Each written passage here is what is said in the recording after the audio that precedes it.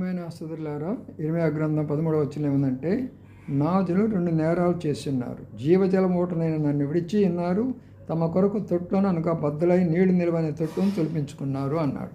ఇక్కడ దేవుడు ఏ రూపంలో కనబడుతున్నాడు? జీవజలము ఊటనైన నన్ను అంటే ఆయన జలరూపము, నీటి రూపము. ఆయన దేవుని ఏదో మనం అనుకున్న రూపంలో మనం చూడలేము ఆయన.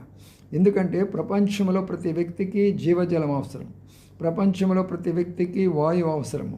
కాబట్టి దేవుడు అనేటటువంటి వారు ఒక కులానికి, ఒక మతానికి, ఒక జాతికి కాదు. దేవుడు అనేటటువంటి ఆయన ప్రపంచం మొత్తానికి వాయువు అవసరము, ప్రపంచం మొత్తానికి నీరు అవసరము. దానిని విడిచిపెట్టేసి తాత్కాలికమైనటువంటి యొక్క పగిలిపోయే తొట్లు అనగా నీ జ్ఞానము, నీ బుద్ధి, నీ తెలివి, నీ శక్తి, నీ యొక్క భక్తి, నీ రకరకాల వాటి మీద ఆధారపడే ఉపయోగం లేదు.